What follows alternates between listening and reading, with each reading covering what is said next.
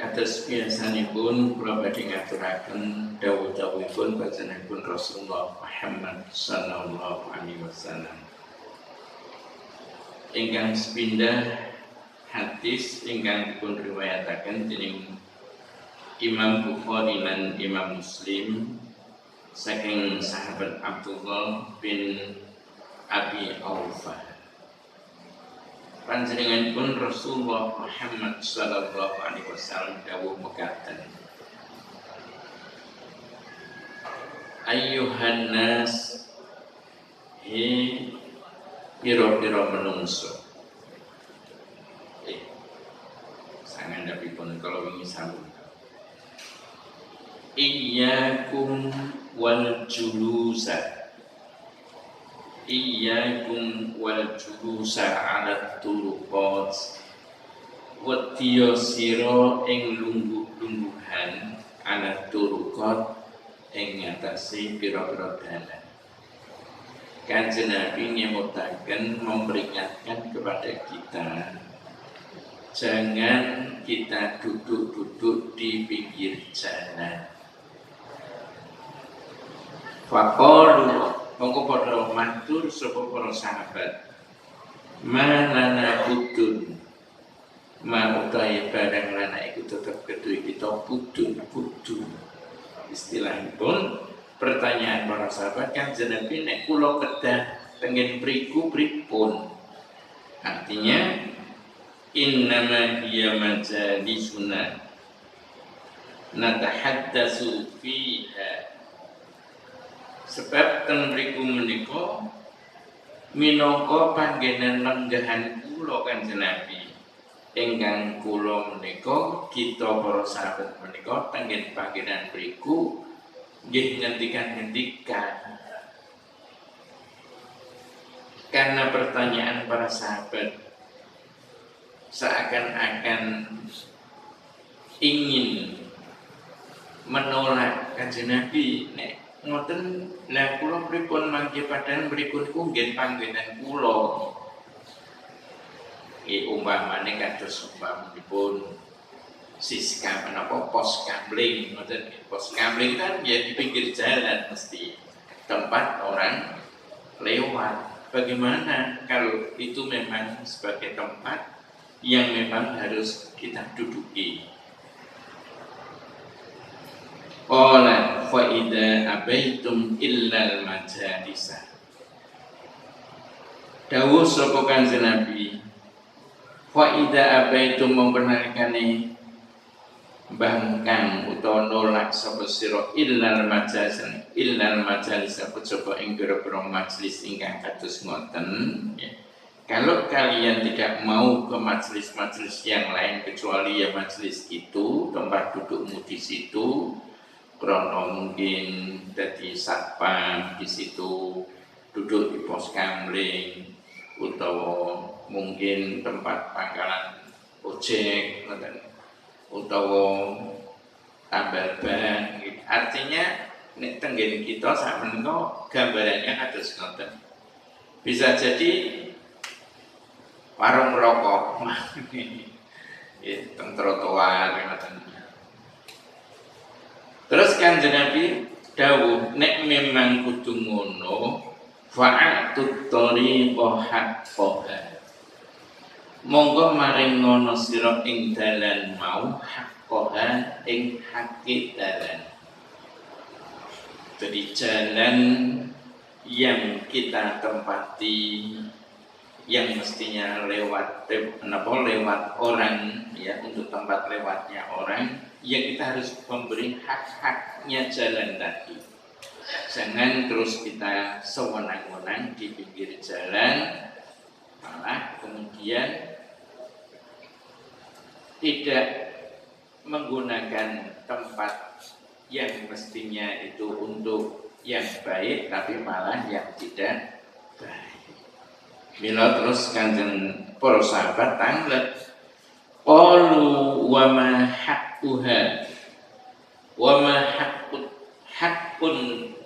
haqqut tariqi. Para sahabat tanglet Kanjeng Nabi, hak dalan niku napa Kanjeng Nabi? Qala jawab sapa Kanjeng Nabi,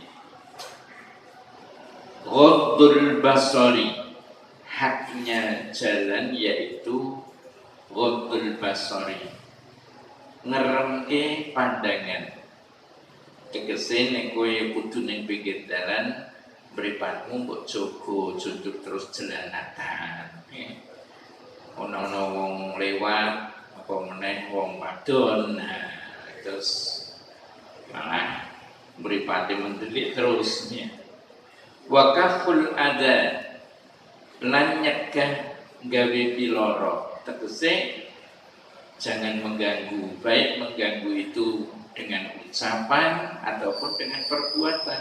Bisa saja goro-goro tawuran saat ini bocah-bocah nom niku nek lungguh-lungguhan ning pinggir dalan, nah ono cah nom lewat ya, disingsoti utawa diece, nah akhirnya malah terjadi tawuran. Jangan ya mengganggu yang sampai menyakiti orang yang mau lewat. Dodolan yo dodolan ning yo aja sampai masang pering papan sing ganggu lewat pamane ngoten. Aja dintekke kabeh sampai nek wong arep lewat kangelan. Utawa malah buang pisang. Nah, itu juga bisa, kulit pisang bar mangan linggih-linggihan pinggir jalan langsung diuncalke ngoten mawon. Nah, itu juga akan membahayakan orang lain. Maka di antara haknya jalan, jangan kita memandang orang sampai bisa menggoda atau menyakitkan atau membuat bahaya kepada orang lain ataupun perbuatan-perbuatan yang akan menyebabkan orang lain celaka. Jangan. Terus yang ketiga, haknya jalan yang menika raddus salam, jawab salam. Sebab Gusti Allah memerintahkan wonten setunggalipun ayat, wa idza huyyitum bi tahiyyatin wa hayyu bi ahsana minha aw rudduha. Kalau kalian diucapi salam, diberi penghormatan, maka balaslah salamnya orang tersebut dengan yang lebih baik. Ana wong ngucapi assalamualaikum, kita menjawabnya waalaikumsalam warahmatullah. Atau kok ada orang mengucapkan assalamualaikum warahmatullah, kita menjawabnya yang lebih baik waalaikumsalam warahmatullahi wabarakatuh.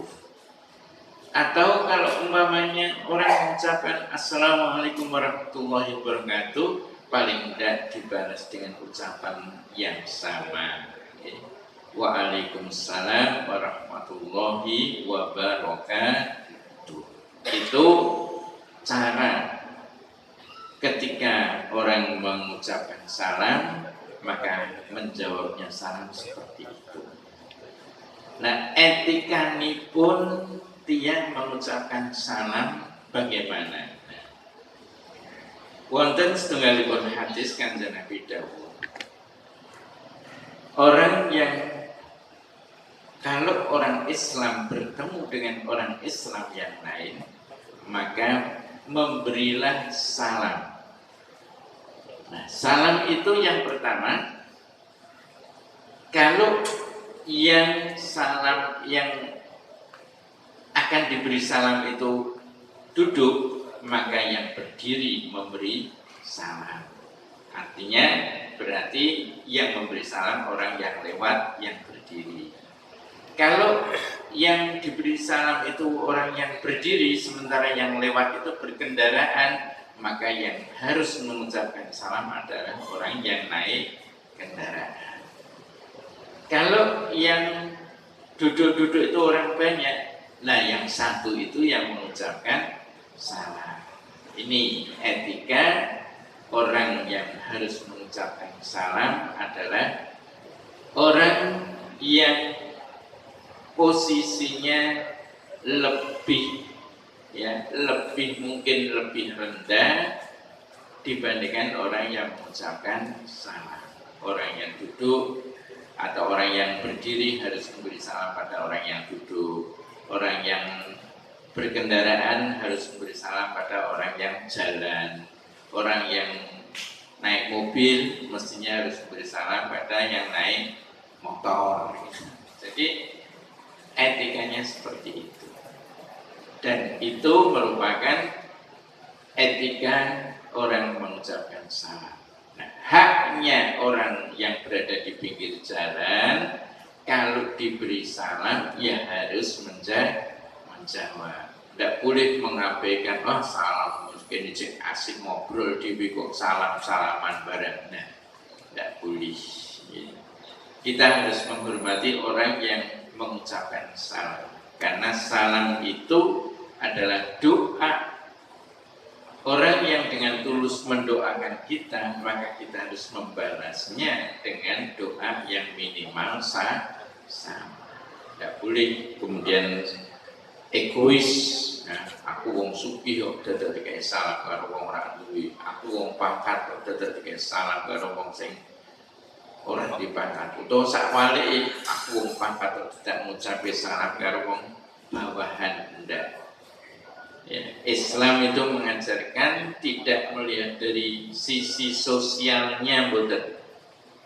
Ya, wong mesti kudu wong sing ora duwe kudu ngeki salam karo sing sugih mboten. Bawahan harus memberikan salam kepada yang pangkat mboten. Semuanya orang Islam itu dalam ukuran keimanan sama. Nah, etikanya seperti tadi, orang yang jalan dengan yang duduk, orang yang berkendaraan dengan orang yang berjalan. Siapapun mereka. Kemudian yang keempat, haknya jalan adalah wa amrun bil ma'rufi lan merintahake kelawan kebagusan. Artinya kalau kita memang harus duduk-duduk di pinggir jalan, kita tahu kalau di depan sana itu ada sesuatu yang membahayakan, maka ketika ada orang lewat kita ingatkan, Pak jangan ke sana, di sana akan ada sesuatu yang membahayakan. Bukui kobongan, bukui ceglongan, bukui binatang yang membahayakan, atau mungkin kados ya saat ini umpamane kok meh kula nek ngrasake berita niku nek ana kumpulan wong akeh kok mesti tawuran. Mbuh kuwi tontonan dangdut, tontonan sepak bola, kok mesti enten tawuran. Ingatkan ana wong ajeng ampun lewat mriku Pak niku nembe tawuran. Itu haknya orang yang di pinggir jalan. Enggang terakhir wanahyun 'anil munkari, lan nyegah senging kemungkaran. Enak-enak linggih kok tiba-tiba ana wong tukaran. Nah, kita ingatkan jangan gelutan ning kene. Kalau ingin berita tentang Jakarta niku nggih napa Persitara niku nggih Persitara kalah nonton sepak bola kali napa pundi ngoten Jakarta Utara. Lah supportere niku balik lewat tenggen dalan terus napa jenenge mlebu warung mboten bayar niku napa jenenge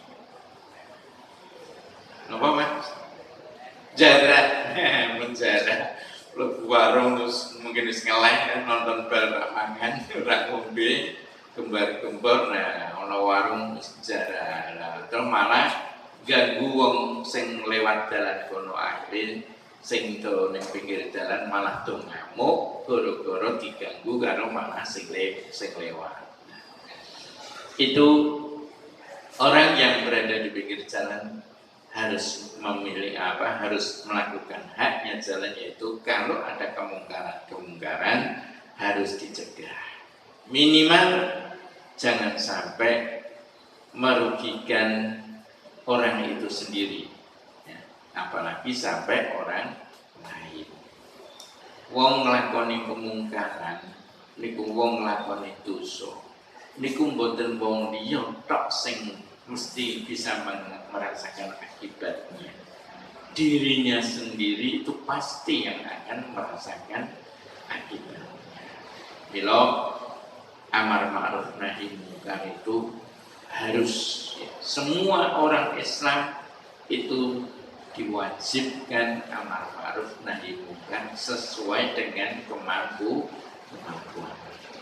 Nek boten kados dipun ngendikaken Kanjeng Nabi dengan setunggalipun hadis, orang masyarakat itu ibarat penumpang kapal. Penumpang kapal niku enten sing tengen dek, enten sing teng ngisor. Nah, orang yang begitu banyak sebagai penumpang kapal, penumpang perahu atau kapal itu, kalau mau menggunakan air untuk hajat atau untuk mandi atau untuk wudhu, itu harus turun ke bawah. Yang atas itu harus turun ke bawah, atau yang bawah harus turun ke atas, di mana posisi tempat air itu berada. Nek ana wong punya pikiran sing ning isor mikir, lah ya wong awake dhewe iki ning tengah laut, arep adus iku dadak munggah ning dhuwur, kangelan, lembi dinding ini dibalik kapal ini kan air semuanya, bolongi wae kan gitu banyu. Nek ana wong duwe pikiran kaya ngono kok dinengke sing kerem ora wong sing bolongi tok, sedaya sak kapal mesti bakal kelep kabeh. Mila amar ma'ruf itu harus dilakukan oleh siapa saja yang melihat adanya kemungkaran, hanya sesuai dengan kemampuan. Iso dengan kekuasaannya harus diingatkan dengan kekuasaannya. Ora iso dengan kekuasaannya ya wis ngandani bae mbek lesane. Mbek lesane ya malah diuring-uring ya wis meneng sing penting awake dhewe ora melu nyuwun kalih Gusti Allah muga-muga dislametake saking balaipun Gusti Allah. Menika hadis ingkang pertama terkait dengan hak orang yang berada di pinggir atau kewajiban orang yang berada di pinggir jalan harus melaksanakan haknya jalan tersebut. Rawahul Bukhari ngriwayatake hadis sapa Imam Al-Bukhari. Ingkang nomor kalih hadis ingkang Kanjeng Nabi dawuh mekaten. Al-bahru huwa tahuru ma'uhu wal hillu maitatuhu. Muttafaqun alaih. Hadis menika dipun riwayataken Imam Bukhari kali Imam Muslim. Ingkang artosipun al-bahru huwa tuhuru, mboten tuhuru ma'uhu, laut, ya. Laut itu huwa tuhur, yaitu suci, ma'uhu airnya. Jadi, air laut itu suci. Toyo, babakan masalah toyo. Toyo niku enten pembagian sekawan. Naminipun al-ma'ul mutlaq. Al-ma'ul mutlaq. Ma'ul mutlaq ini apa? Air yang suci, menyucikan. Artinya air itu dikatakan mutlak di mana saja air itu berada, maka tetap dinamakan air tersebut. Niki umpamane banyu putih iki saka ledeng, ya jenenge tetap banyu ledeng. Kok saka laut jenenge banyu laut. Ora diarani banyu gelas ya. Apa meneh kok teh. Nah, pun berubah jenenge malih. Selama itu air itu masih mutlak nama dari asli tempatnya, maka namanya air mutlak dan itu suci menyucikan. Maksudnya suci menyucikan apa? Suci boleh diminum karena air yang najis itu haram diminum, boleh digunakan untuk memasak dan sebagainya. Menyucikan maksudnya bisa dipakai untuk bersesuci. Bersesuci itu adalah wudu, mandi jinabat, itu namanya bersesuci. Nah, air mutlak itu yang suci menyucikan itu ada 7 macam. Ada yang turun dari langit, ada yang keluarnya dari bumi. Yang ada turun dari langit yaitu air hujan. Air napa malih? Ayo, embun. Air napa malih? Napa? Salju. Ya, itu yang turun dari langit. Nah, yang dari bumi atau yang ada di bumi, pertama laut, sungai, ya, bengawan atau sungai, mata air, kemudian sumur. Jadi 7 itu dari langit dan dari bumi. Nah, selama air itu masih seperti itu, maka dinamakan suci menyucikan. Terus air yang kedua dinamakan air musyammas. Air yang panas karena terik matahari. Kalau air itu berada di sebuah tempat, terutama tempatnya logam, ya, neng ember, atau teng dril, ya. Kok teng jobo panas, ya. Air itu namanya air musyammas, air yang kena terik matahari. Nah, walaupun itu suci, ya, tapi tidak boleh untuk bersesuci, ya. Makruh sifatnya. Sebab apa? Konon, ya, dalam sebuah penelitian, air panas yang panasnya kena matahari dan berada di sebuah bejana itu bisa berpengaruh kepada kulit, artinya bisa menjadikan sakit kulit. Maka disebut sebagai air musyammas yang sifatnya kalau digunakan untuk bersesuci itu makruh. Tapi ini diunjuk betul apa-apa karena suci. Nah, kalau kemudian sudah dingin, nah, boleh untuk wudu, boleh untuk mandi boleh.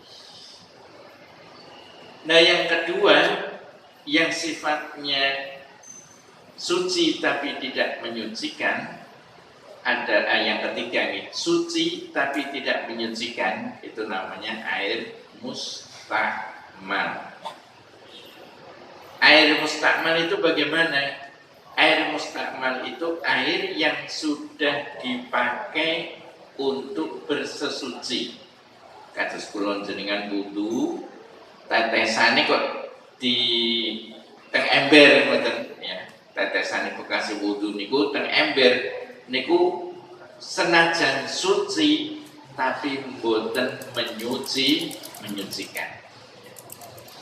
Namanya mustakmal.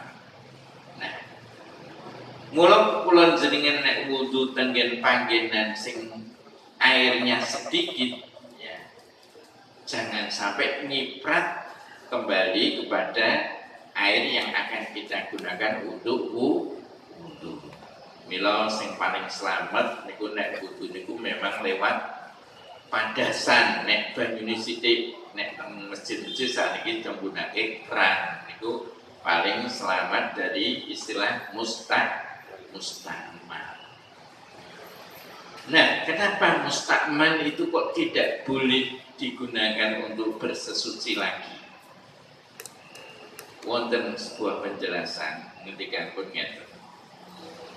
Orang wudu, tiang wudu, senajan yang kita basuh itu tangan kita tidak najis, wajah kita ya tidak najis, tapi bekas air yang kita gunakan untuk wudu itu akan melunturkan dosa-dosa yang ada di tangan, di wajah, di kepala, dan di kaki kita.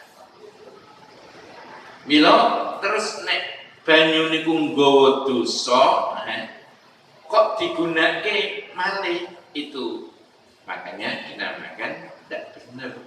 Wong dosane wis dibuang kok malah tinggu meneh. Mila harus dengan air yang betul-betul bersih, baik suci dari najis maupun suci dari dosa.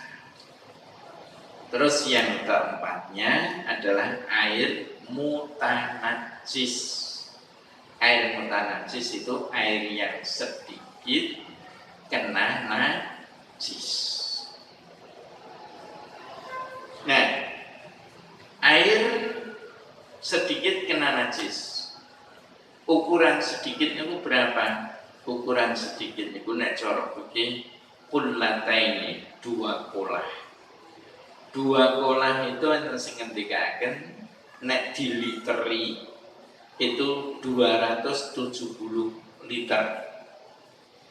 Enten sing ngendika 2 kolah itu ukuran panjang, lebar, dan dalamnya kolah itu 60 cm.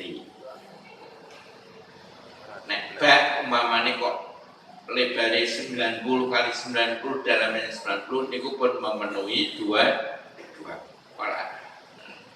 Nah, kalau air suci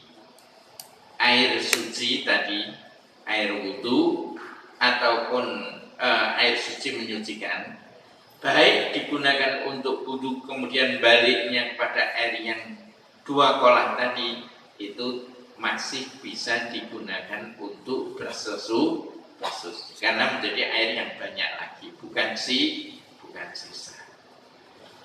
Terus air yang suci yang 2 kolah tadi, kalau kena najis tapi tidak mengubah sifat airnya, tidak berubah warnanya, tidak berubah rasanya, tidak berubah baunya. Nyuwun sewu umpamane enten tikus tiba jegur teng kolah. Tikus jegur teng kolah. Terus tikusnya dijipuk, banyune ora berubah. Baik sudah menjadi bangkai atau jenis tikus yang biasa kena got nggih. Langsung dijipuk, airnya mboten berubah, baik rasanya, ambune utawa warnanya, maka tetap suci menyucikan. Ning nek air yang walaupun 1 bak ning kejegur bangkai wis pirang-pirang dina mbakane, akhire ambune badhek banyune, walaupun warnanya masih bening tapi ambune wis badhek, nah itu berarti sudah berubah. Walaupun banyak tetap najis. Utawa ora mambu, ya, ning krana sing mlebu tenggen mriku mau batang sing bar dipangan kucing muncul, nah, getahe terus mengubah warna airnya tadi, itu juga menjadi najis. Nah, yang empat terakhir, air mutanajis itu kalau air itu kena najis, walaupun tidak berubah warnanya, tidak berubah rasanya, tidak berubah baunya, tapi air itu sedikit, tidak sampai 2 kolak najis tetap.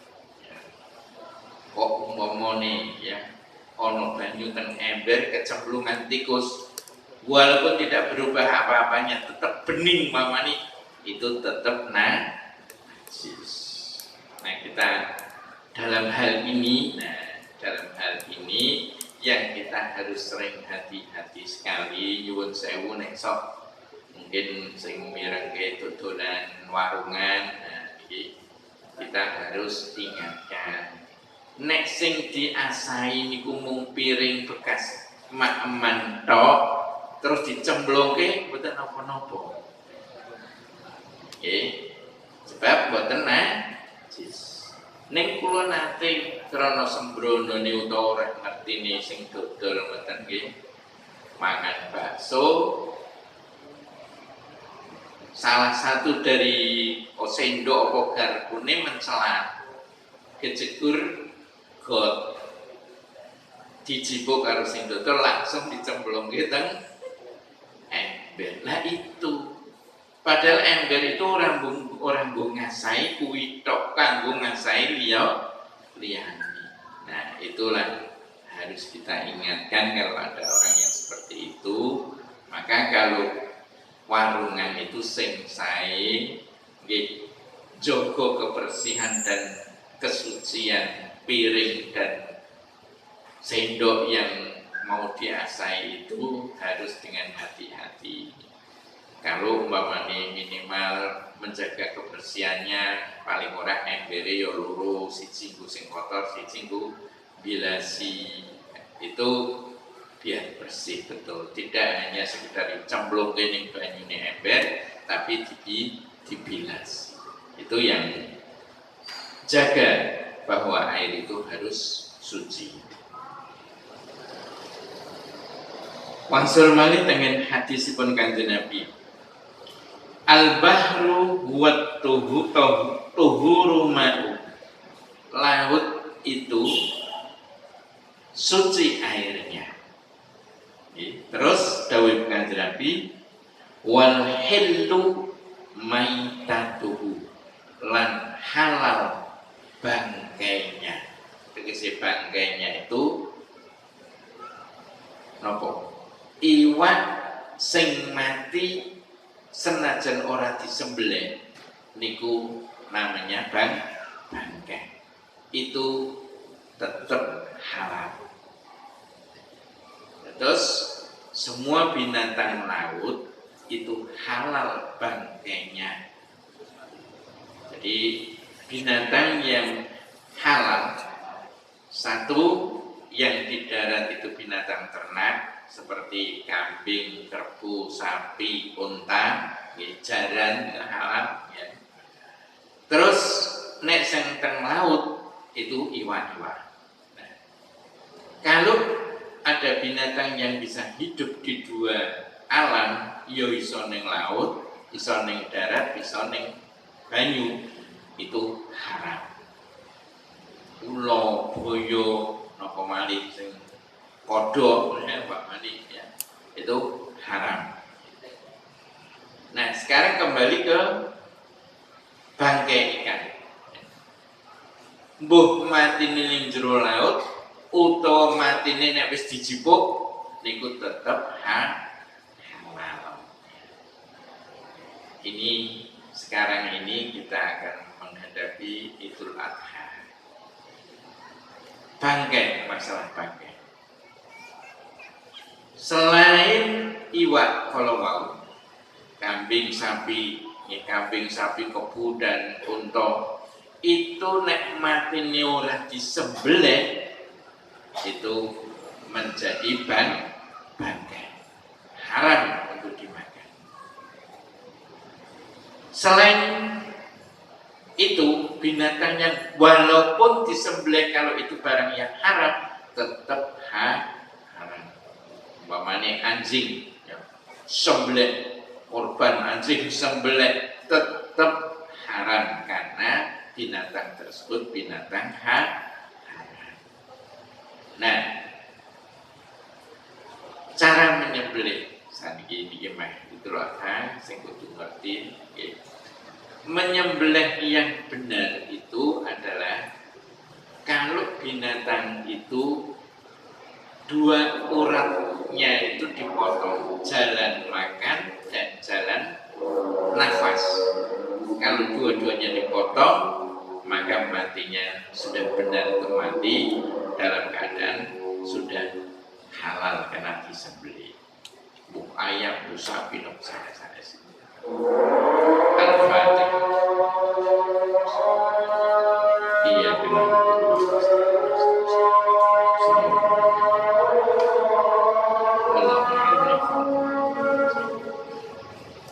Rabbana atina fid dunya hasanah wa fil akhirati hasanah wa qina adzabannar.